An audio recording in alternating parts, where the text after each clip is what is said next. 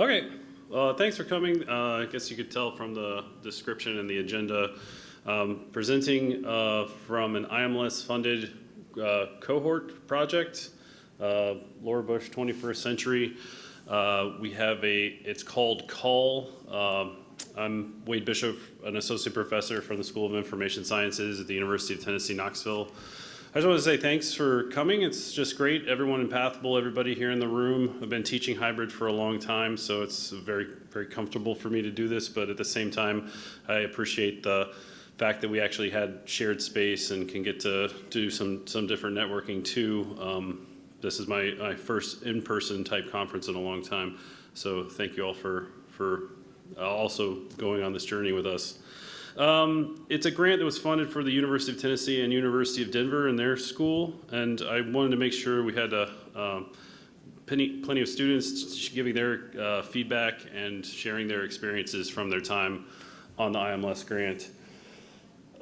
David Ebby from Denver, and I have Claire Jordan and Katerina Ozment representing the University of Tennessee students. The grant itself, the acronym CALL, can be kind of problematic, but it's, I guess it worked. Stands for Collaborative Analysis Liaison Librarians. It's been interesting. This is my first Charleston conference, so it's great to hear all the different activities that are going on and know that what we're teaching is pretty relevant to some of the trends that are currently happening. We funded 16 students, 2 at DU and 14 at UT, just the way it broke down. I should also mention my co-PI is Carol Tenneper. She's been to Charleston Conference many, many times, scholarly communication colleague, as well as Susie Allers, so at UT, and Peter Organziak at the University of Denver. One of our objectives, in addition to funding the students, was developing some curriculum around Science Liaison Librarianship. The way I typically do that is through job analysis. So I actually talk to job incumbents and people who are currently working to inform what curriculum should look like and not just what I think is interesting. Also studied some scientists and see what their information and data needs were. And another big objective was to do what we're doing now and disseminate the findings.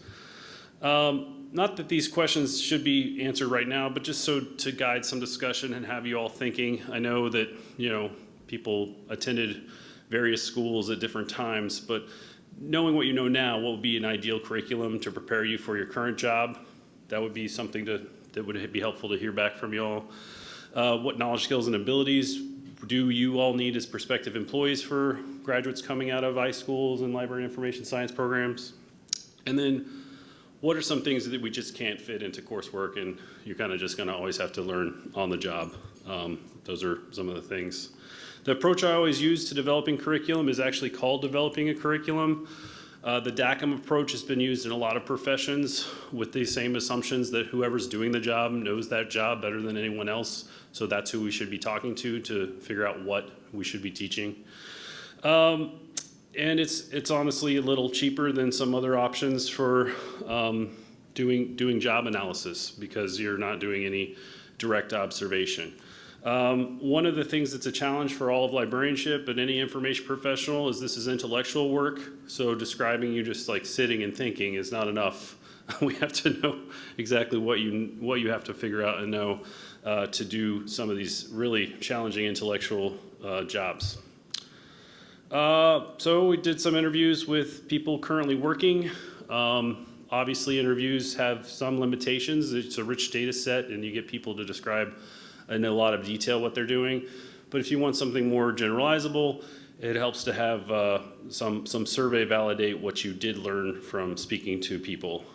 This was a series of studies that even predates the CALL grant where I was talking to science data managers.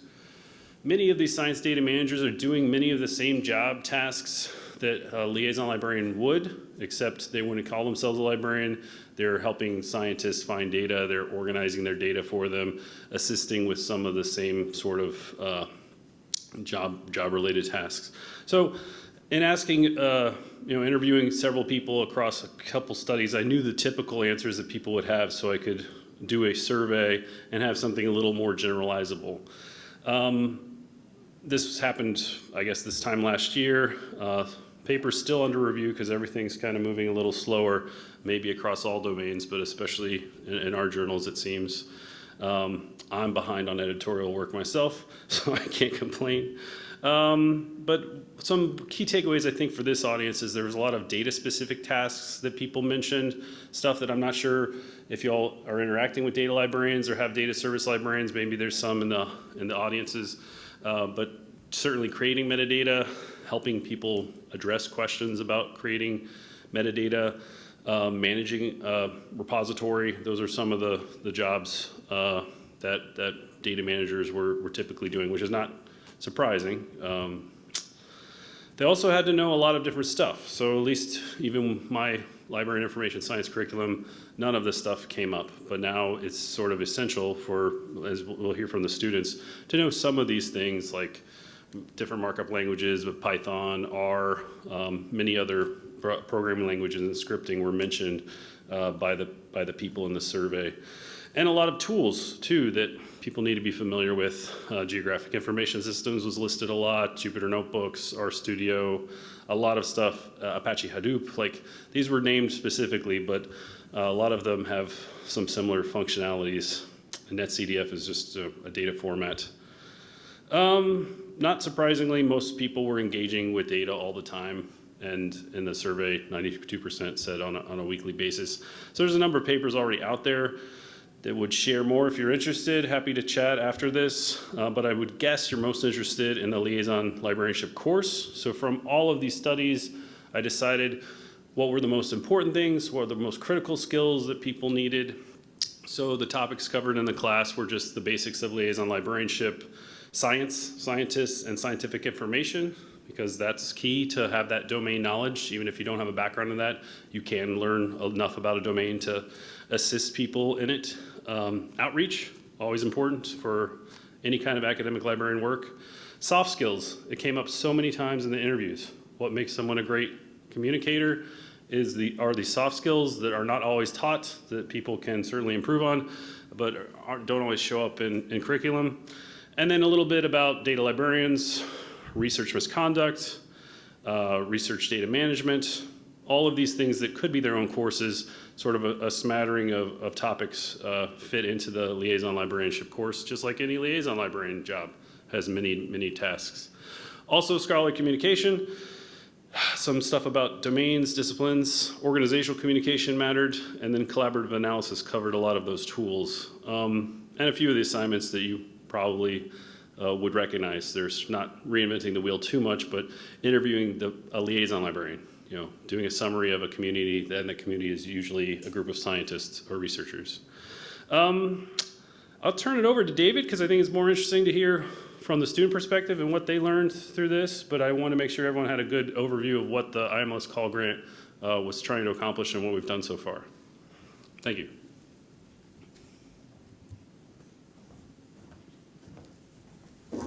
Okay, hi everyone. So my background is in biology and secondary ed, and so that's what I graduated undergrad with. And so I've had some experience in a laboratory, and then my senior year I worked at a library, so I got bit by the library bug, and so I really enjoyed this domain, right?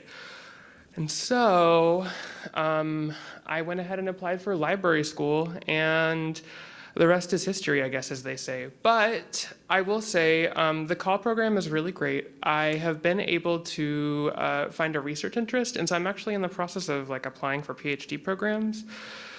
But I'm interested, so from my projects that I've worked on, I've found some interest in health-related information and how misinformation and disinformation are interacted with on social media.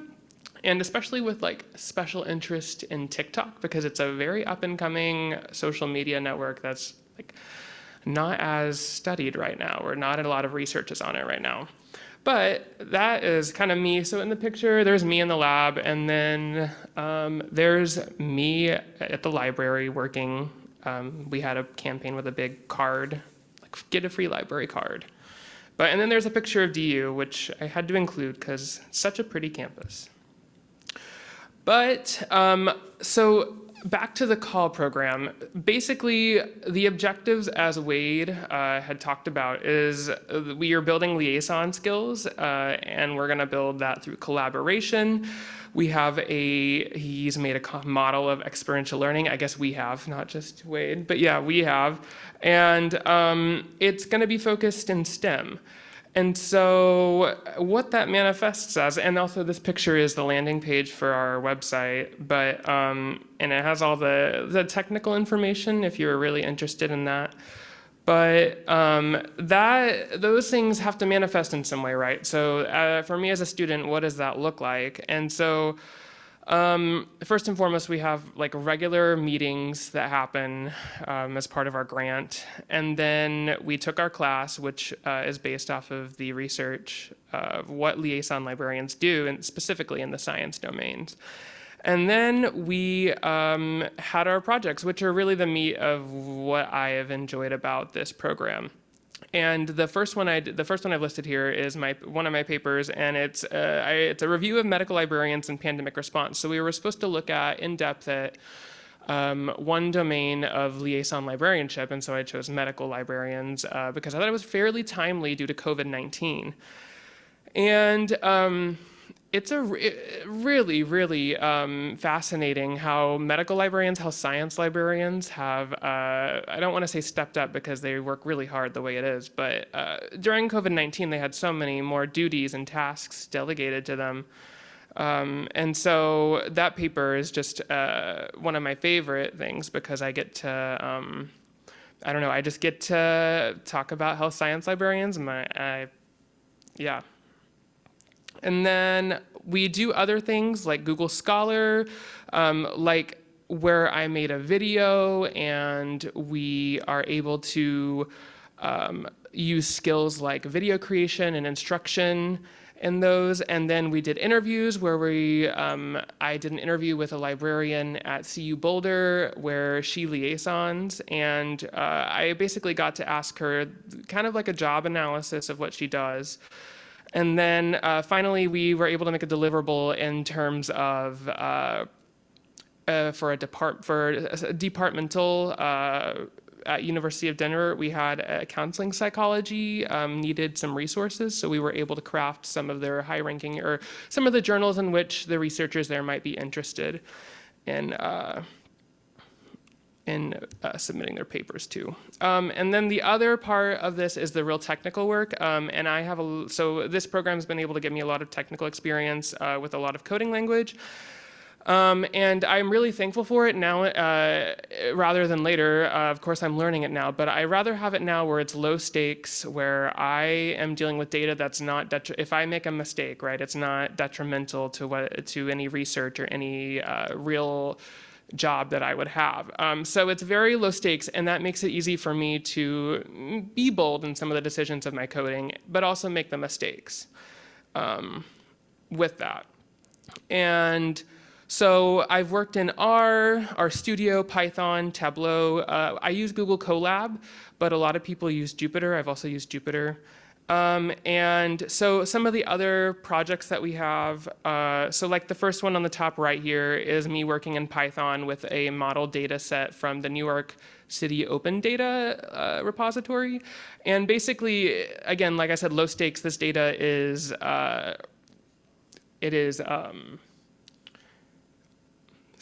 data is restaurant inspection data. So it's nothing that's gonna be too crazy for me to mess up, right? But again, I get to make the mistakes here, and then it's something familiar to me to code with. And then the bottom, I'm working in GitHub, and it was for data visibility. I chose a data set that was open access, that was about Chicago's green roofs and location coordinate data there. And so I was able to make some visibility happen there by adding tags, working with a JSON file to add some metadata to that file that didn't exist prior. And from here, in the next quarter, I'll actually be working at NCAR with Matt Marnick, and they're going to be working on a project that's going to be for simulation data of instrument data that comes out, and It's basically, in terms of where this is in LIS, it's in terms of the data lifecycle and what do the librarians there do with the data that piles up with the simulation data, because those files get really large. But other than that, that is all I have from me. And then if there's no questions, I'm going to pass it off to Claire. Are there any, I guess I forgot to ask too. Does anybody have any questions so far? Are there any in Pathable? Oh, Okay. any questions? You might explain what NCAR even is. Oh, yeah, I'm so sorry. NCAR is the National Center for Atmospheric Research. It's based in Boulder. We work with university libraries, science libraries, and they work, a lot of times they work with the USGS as well, I believe. But they're, yeah, a pretty big institution in terms of atmospheric research.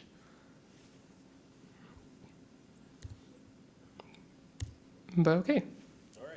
Cool. Do you want Thanks. No, I guess, yeah.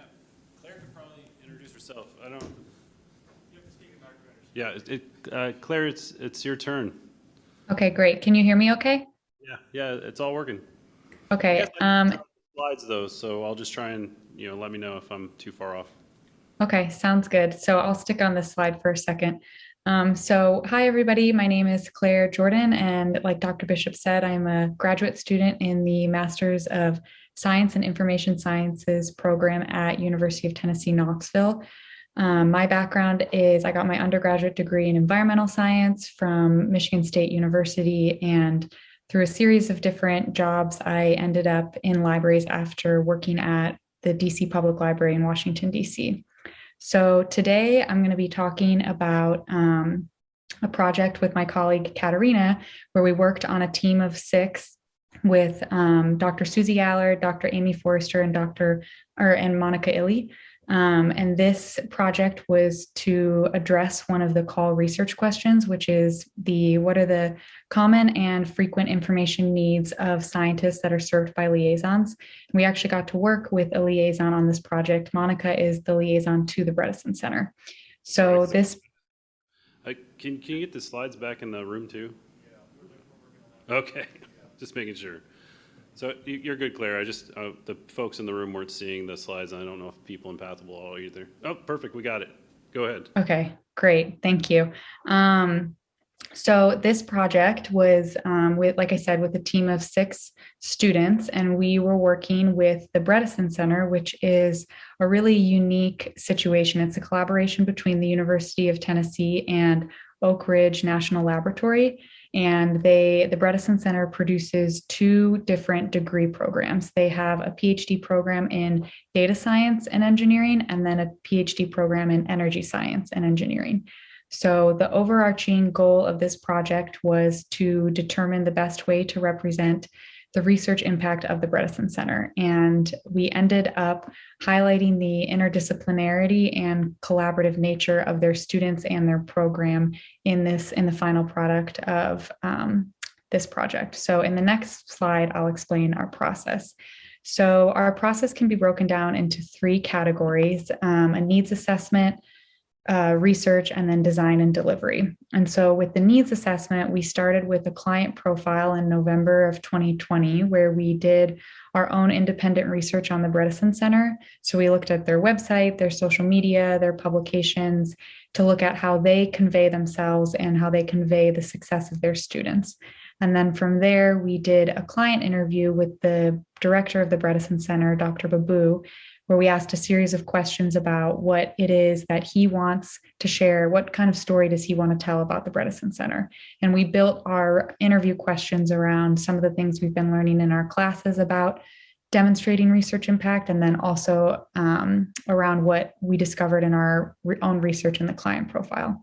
So after our interview with Dr. Babu, we did an environmental scan of the various tools that are available that we could use to show the success of the Bredesen Center.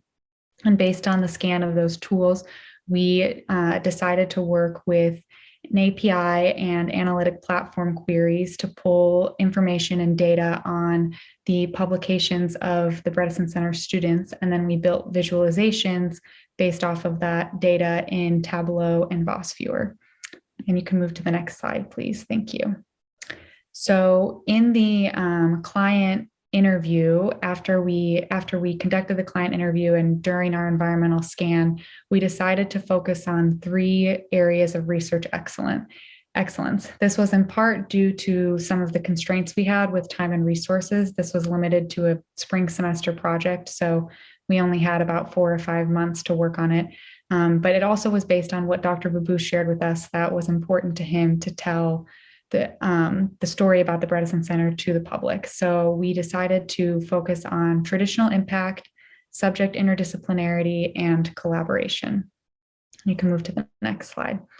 And so this graphic represents the scan we did of the various tools that were available. So we looked at Claravit, Elsevier, and Google tools and looked at all their web platforms, analytics platforms, and API. And then we also looked at additional products where we could try and build network visualizations and multi-purpose visualizations. And I will hand it off to Katerina, who's going to continue the rest of the story about this project. So I am another student from the University of Tennessee program, and my background's in history and biology from the University of Oklahoma, and I also worked on the Bredesen Center project with Claire and some other students.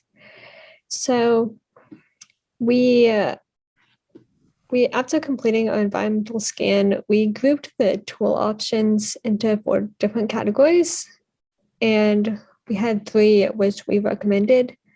That was using the Scopus data with either an API, using SciVal, or exporting it to Boss Viewer, which is a network analysis tool. And each of these had benefits and detriments. The more holistic tools were generally more difficult to implement, but the quicker and easier tools were less flexible.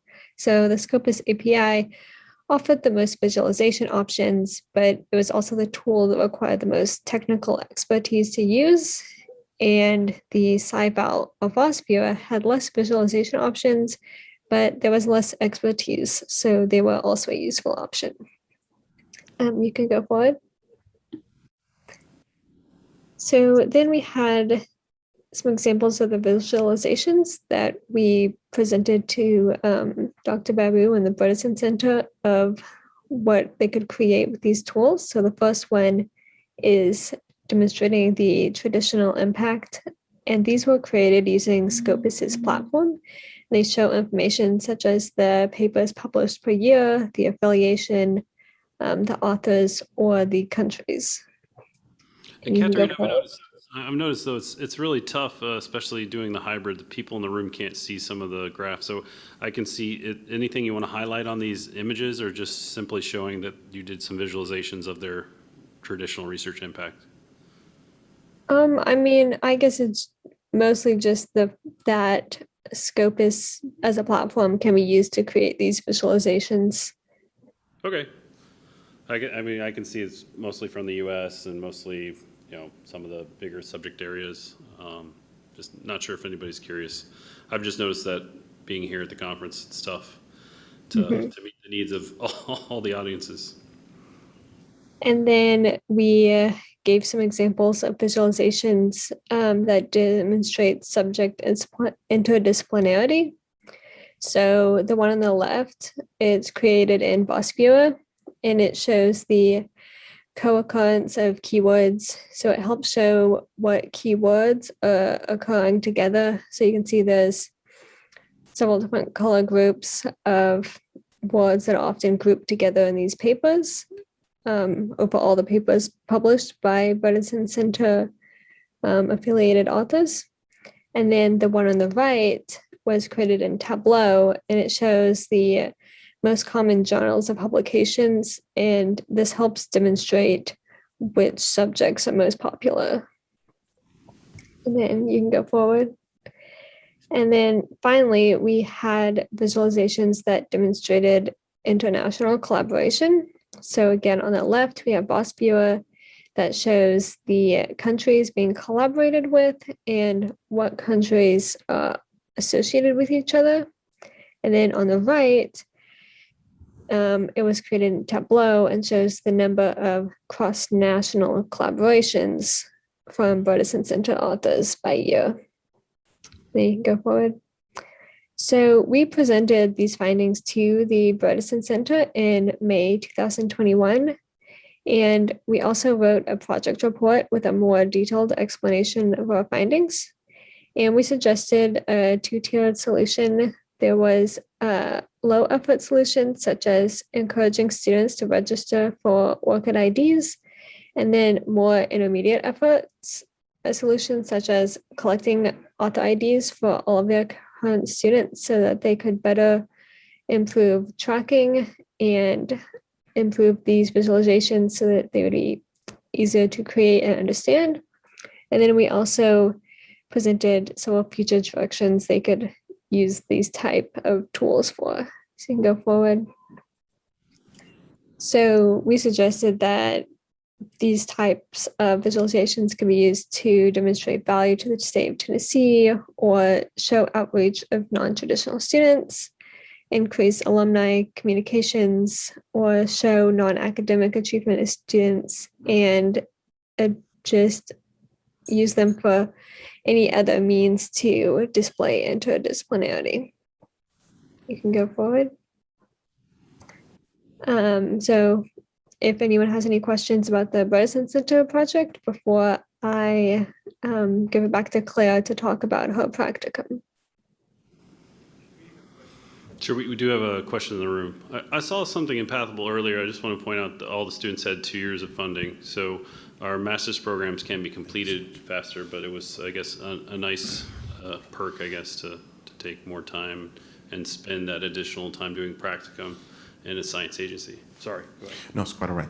Darrell Gunter Media Group, very impressive visualizations. I guess my question is around those visualizations, can you extract any assumptions out of that data? I mean, of course, we could see that if you could go back to the slide with the multicolor one. The one before. You know, the one, yeah, there's. So this is very interesting, very good, but what does it tell us? It tells us about the connections. Is this showing us, do the circles represent the size of the number of research articles that are interdisciplinary? Yeah, so each circle represents a keyword that the authors used in their paper, and then the different lines and colors represent which keywords were used most commonly, like in a single paper. So what we're trying to represent here is showing how, if any, papers are, crossing between multiple subjects. So it can kind of be a way to see how the authors are, I guess, writing about subjects in a more interdisciplinary way than you might expect, or just by looking at their area of study. Yes. May I indulge one more question? Are you able to show this over time, to show how maybe some terms are being searched more today versus yesterday? So with the VOSPia, we just upload the data that's downloaded from Scopus. So since it's just downloaded, and we're not, if you use an API, then you can do more in detailed stuff.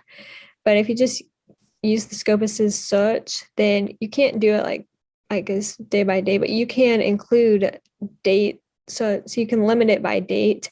So if you downloaded the papers that were published by Bredesen Center authors in 2016, and then downloaded the ones that were just published in 2017, and so on, then you could create each of those in VOSViewer and compare them to see how these subjects have changed over time.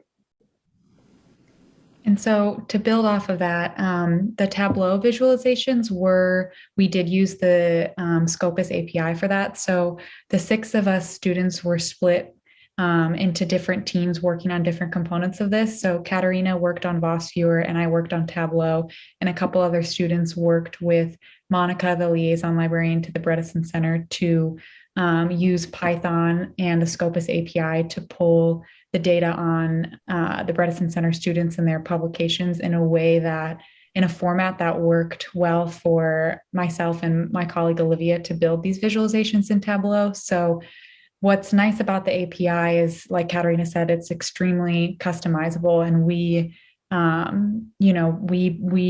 pulled the data in a certain way that we wanted it based on what we were trying to display.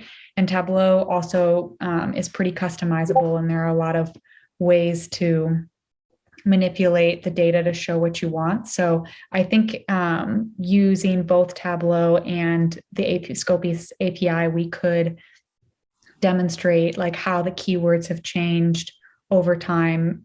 Maybe I don't want to say definitely day by day, because I wasn't the one working with the API as closely as some of my other colleagues, but definitely year by year, and probably at least like at a 6-month interval, to show if the keywords are changing, or even if the keywords are changing based on like new cohorts of students that come into the Bredesen Center. Because one of the reasons why collaboration and interdisciplinarity were selected as important things to highlight is because Bredesen Center students typically come from a wide range of backgrounds, and that's not always clearly represented on their website or in their social media. So it was important to Dr. Babu that we showcase that the students have such a diverse set of expertise that they bring to these PhD programs.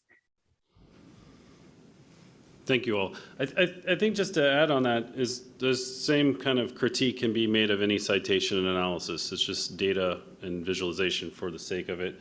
But in a report like you are all doing for Bredesen Center, they can say they're interdisciplinary, but this really shows it. It shows exactly the topics that are coming up and how they're connected. I have a question. Sorry. How many faculty are represented here? Because I never thought about it before. I didn't do this work. I wasn't on this part of the project. So how many people are we talking about for the Bredesen Center? Do we know the number of students and faculty? That's come up a lot in presentations here, and I guess I should let you all know too that it's a real mix of people across all kinds of different libraries and settings. So anybody else have other questions in Pathable or somewhere else? Do y'all know that off the top of your head? Off the top of my head, I don't know the exact number. It was students only, it wasn't faculty, but I think it was like, we worked with like 30 students we were working with. Does that seem right to you, Katerina? Yeah, because we will, I guess, looking at like specific years and stuff. So. Okay. I guess just for more context, the University of Tennessee, Knoxville has about 1,500 faculty. So all of us are not working at the Bredesen Center, but that might, the number might tell us a lot more about what possible reasons there are for some of these groupings too. New hires, and that'd be interesting to look at time slices to see how the center evolves. But unfortunately, they're not going to have you all for very much longer. This students graduate in May. It looks like we looked at 33 students. Okay. And we were just looking at ones that were involved in the program in 2019 and 2020. So if you expanded that backwards or forwards, then you could look at more. You just have to get their author IDs and download the data from Scopus. We do have one more question. I see one in Pathable too. So I don't know if students want to take this one. That might be good. Go ahead. Well, it's actually a question for you. So Okay. yeah, kudos. This is really interesting, and I think that your approach is very forward-looking in terms of focusing on scholarly communications and innovative ways to demonstrate value. I do wonder if you could just reflect on some of the more traditional skills like collection development and instruction and just to what degree do you see that as being a component going forward to blend with this approach?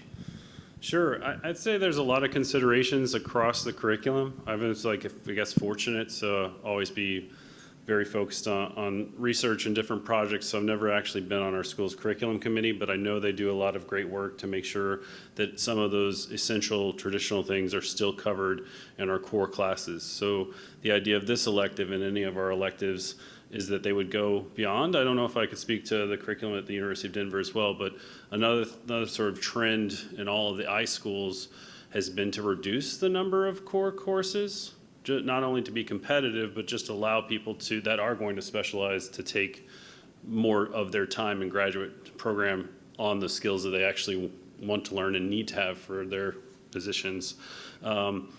Just speaking at UT though, collection development is a very popular elective, and it's still like if someone wanted to take it, they could. The call program was pretty prescriptive. We wanted to make sure that they had a number of these analytics skills, and as well as a lot of our science classes at the University of Tennessee, because of our connections with Oak Ridge National Lab and USGS. There's many, many people to thank actually that are mentoring these students, that are hosting the practicum, but also to point out that, you know, that's a strength of our college as well. So they had a lot more electives they could take at UT in the sciences area. Dr. Bishop, can I interject real quick? Yeah, sorry, Claire.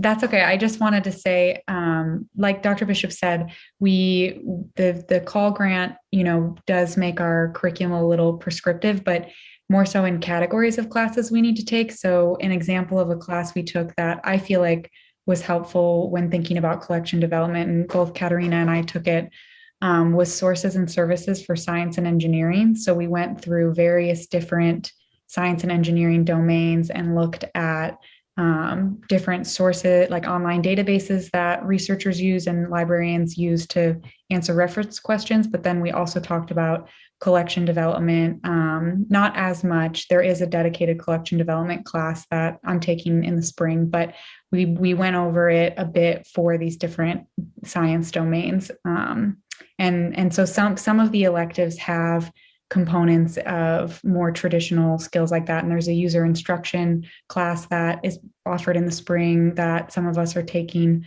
that, like, even though the call grant is a bit more prescriptive than for other students, it still allows for opportunities like that because it has categories of classes we have to take. So did that answer your question? Just make sure.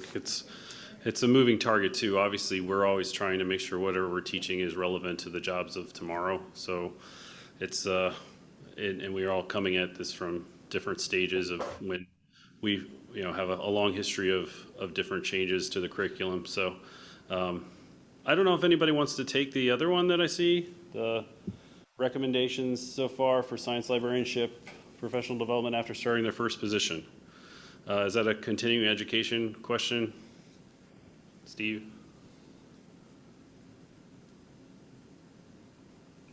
Do you have thought? Because you all will be done here pretty soon. I just mentioned, even though you're on the quarter system, you still finish up in the springtime. So David, any of the students, do you have any ideas of how you're going to stay engaged and continue learning in your career when it's not prescribed what you need? I can't see David, so if he's trying to answer, I don't want to interrupt him. Sure. Okay. No, go for it.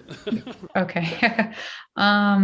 Well, I don't know if I have ideas right now of specific, like, professional development topics, partially because I feel like my brain is overloaded with so many things we've learned, and it's hard to imagine that we've missed something. But something that I do have in mind often when we talk to liaison librarians is the concept of kind of selling yourself to faculty and to science faculty, especially, to get them on board with the services that you can offer, and regularly reminding them that you can offer these services. So when we have guest speakers, I always ask questions about that and what tips people have on how to market yourself and become involved and engaged in the departments that you are a liaison to, especially science departments. Katerina and I, with the team of 6 students in the fall semester, wrote a paper on that looked at why science department faculty specifically aren't as accustomed to turning to their liaison librarians for assistance. So I guess in that vein, that's something that I want to continue learning more about, especially in my first position. And I guess just like it seems from like what we've done with our papers and stuff, it seems important to like keep on top of like, not only like what's happening in like the library discipline, but also what's happening in whatever specific science discipline you're working with, because a lot of the scientists, they want, I guess, you to be able to speak in the language that they're using in their research. Thank you all. I just want to add that it was my intention by putting travel funds into a grant 3 years ago that this continuing education and getting involved with organizations would be also a part of your education and get into the habit of being involved and learning what you can at places like the Charleston Conference. So again, I want to thank everybody for attending and asking great questions, but also thank you for just continuing on and allowing the students to share some of the things they've learned with you all today. And hopefully they continue. I don't know. You should come here in person. It's nice. Anybody else have other questions though? Are we about out of time? 3 minutes. You can have those 3 minutes now. Have fun and network, meet some other people. And I'll stick around if you all have any questions you don't want to ask in the big group. So thank you all.